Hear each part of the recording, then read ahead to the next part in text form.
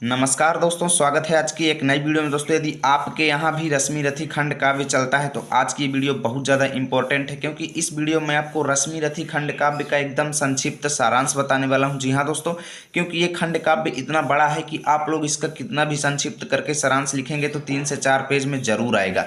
लेकिन आज की इस वीडियो में इसका सारांश मैं आपको 2 पेज में बताने वाला हूँ और बहुत ही अच्छे तरीके से बताऊँगा कि किस तरीके से आपको एग्जाम में लिखना है, तभी आपको फुल मार्क्स मिलेंगे। ठीक है, तो चलिए बिना देरी के वीडियो को शुरू करते हैं और पूरा खंड काव्य आपको अच्छे से समझाते हैं। ठीक है, तो चलिए शुरू करते हैं। तो दोस्तों, सबसे पहले आपको लिखना है कि रश्मि रथी खंड काव्य दानवीर कर्ण के जीवन से संबंधित है। अब कर्ण का नाम तो आपने महाभारत में सुना ही होगा, ठीक है ना। महाभारत तो ज़्यादातर स्टूडेंट देखे हुए हैं, ठीक है ना। तो महाभारत जो है उसमें कर्ण का नाम आपने सुना होगा और उन्हीं कर्ण के जीवन से संबंधित ये रश्मि रथी खंड काव्य है। ठीक है, और इस खंड काव्य का सारांश इस प्रकार है। पहले आपको इतना से इतना इंट्रोडक्शन देना है और इस प्रकार आपको लिख देना है। ठीक है, और उसके बाद अब आपको यहाँ पर हेडिंग डालना है प्रथम सर्ग। प्रथम सर्ग का नाम आपको कोष्ठक में लिखना है, जैसे कर्ण का शौर्य प्रदर्शन। ठीक है, इसमें लिखेंगे कि इस सर्ग में कर्ण के प्रारंभिक जीवन का वर्णन है। कर्ण कुंती के गर्भ से कौमार्यावस्था में उत्पन्न हुए थे, इसलिए कुंती ने, कौमार्यावस्था मतलब अविवाहिता की स्थिति, ठीक है ना, यानी जिसका विवाह ना हुआ हो। ठीक है, और इसलिए कुंती ने समाज के डर से उसे नदी में बहा दिया। ठीक है, अब सूत जाति के व्यक्ति द्वारा पाले जाने के कारण वह सूत पुत्र कहलाया। एक बार द्रोणाचार्य ने शस्त्र कौशल प्रतियोगिता का आयोजन किया था, ठीक है, जिसमें कर्ण भी सभा में पहुंच गया और अर्जुन को द्वंद्व युद्ध के लिए चुनौती दे दिया। ठीक है, यानी वो एक प्रतियोगिता का आयोजन किए थे जिसमें वो अलग अलग स्टूडेंट से उनके युद्ध कौशल का जांच कर रहे थे। ठीक है ना, तो वहां पर कर्ण भी पहुंच गया और उसने किसको कंपटीशन करने के लिए कह दिया? अर्जुन को। ठीक है ना, और इससे हुआ क्या कि कृपाचार्य ने कर्ण को सूत पुत्र जानकर उनसे बोला कि अर्जुन से समता प्राप्त करने के लिए, मतलब प्रतियोगिता करने के लिए तुम्हें कहीं का राज्य प्राप्त करना चाहिए। यानी अगर तुम कहूँ किसी जगह के राजकुमार होते तो तुम्हें हम कंपटीशन करने के लिए सभा में सम्मिलित कर लेते, परंतु तुम तो सूत पुत्र हो इसलिए तुम्हें सम्मिलित नहीं करेंगे। ठीक है ना, तभी दुर्योधन ने उसे अंग देश का राजा बना दिया, जिससे कर्ण प्रसन्न होकर दुर्योधन का परम मित्र बन गया। ठीक है, इतना आपको प्रथम सर्ग के अंतर्गत लिखना है। अब अगर आपके अंदर क्वालिटी है तो आप इसे जितना संक्षेप कर सकें वो आपके ऊपर है। ठीक है, चलिए चलते हैं द्वितीय सर्ग पर। अब आपको हेडिंग डालना है द्वितीय सर्ग और कोष्ठक में लिख देंगे आश्रमवास। ठीक है ना, इस सर्ग का नाम क्या है? आश्रमवास। इसमें लिखेंगे कि जब द्रोणाचार्य ने कर्ण को शिष्य नहीं बनाया तो कर्ण परशुराम के आश्रम में धनुर्विद्या सीखने के लिए जाने लगा। ठीक है, और धनुर्विद्या वो उनको सिखाते थे जो ब्राह्मण के कुमार थे, नीच जाति के व्यक्तियों को नहीं सिखाते थे। ठीक है ना, लेकिन हुआ क्या कि वो नीच जाति के शिष्यों को शिक्षा नहीं देते थे, परंतु कर्ण के कवच और कुंडल देखकर उन्होंने उसे ब्राह्मण कुमार समझ लिया और उससे जाति तक भी नहीं पूछी कि तुम किस जाति के बालक हो, तुम्हारा परिचय क्या है। ठीक है, उसके कवच और कुंडल देखकर उन्होंने अपने आप ही उसे ब्राह्मण समझ लिया और शिष्य बना लिया। ठीक है, परंतु कुछ दिन बाद हुआ क्या कि वो जान जाते हैं कि कर्ण सूत पुत्र है, जिससे क्रोधित होकर उन्होंने कर्ण को शाप दे दिया और कहा कि मैंने तुझे जो भी विद्या सिखलाई है तू अंत समय में उसे भूल जाएगा। ठीक है, द्वितीय सर्ग में आपको इतना लिख देना है। उसके बाद अब हेडिंग डालना है तृतीय सर्ग।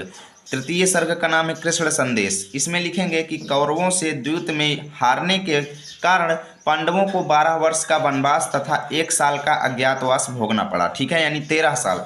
तो 13 साल बिताने के बाद पांडव इंद्रप्रस्थ लौट आते हैं। इंद्रप्रस्थ उनके नगर का नाम था जहां पर वो लोग रहते थे। ठीक है, तभी श्री कृष्ण पांडवों की ओर से दुर्योधन, कर्ण तथा अन्य कौरवों के लिए संधि प्रस्ताव लाते हैं, परंतु कोई भी उनकी बात नहीं मानता और युद्ध करने की बात करते हैं। यानी श्री कृष्ण दुर्योधन को भी, कर्ण को भी और जितने भी कौरव थे सबको समझाने के लिए गए थे कि भाई देखो, युद्ध वगैरह से कुछ होने वाला नहीं है, आप लोग युद्ध मत कीजिए, आपस में मिल करके रहिए। लेकिन कोई भी उनकी बात को नहीं मानता और युद्ध की ही बात करते हैं। ठीक है, जिससे कृष्ण जो है उदास होकर लौट जाते हैं। अब आगे आपको लिखना है चतुर्थ सर्ग। ठीक है ना, चतुर्थ सर्ग जिसका नाम है कर्ण का महादान।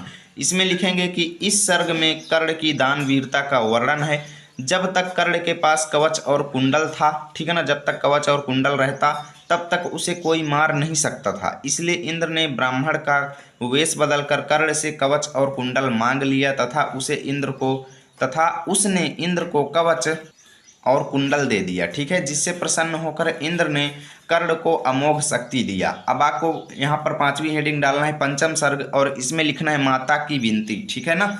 इसमें लिखेंगे कि इस सर्ग में कुंती कर्ण को समझाने जाती हैं और उन्हें उनका पूरा अस्तित्व बताती हैं कि तुम मेरे पुत्र हो, ठीक है ना, सूत पुत्र नहीं हो, सब कुछ बताने का प्रयास करती हैं और बताती हैं। कुंती ने कर्ण को पांडवों का साथ देने के लिए कहा, परंतु कर्ण ने इनकार कर दिया और कहा कि मैं अर्जुन को छोड़कर तुम्हारे किसी भी पुत्र को हानि नहीं पहुंचाऊंगा, ठीक है। इतना आपको लिखना है पंचम सर्ग में। उसके बाद अगर आपसे स्पेशल 5वें सर्ग का पूछा जाए, पूरे खंड काव्य का ना पूछा जाए, तो इसे आप और भी बढ़ा चढ़ा करके लिख सकते हैं, ठीक है। अब अगली हेडिंग आपको डालना है षष्ठम सर्ग। इसमें लिखेंगे शक्ति परीक्षण, यानी सर्ग का नाम क्या है, शक्ति परीक्षण। इसमें लिखेंगे कि कर्ण अर्जुन को युद्ध के लिए ललकारता है, परंतु श्री कृष्ण ने अर्जुन को बचाने के लिए भीमपुत्र घटोत्कच को युद्ध भूमि में उतार दिया, ठीक है ना।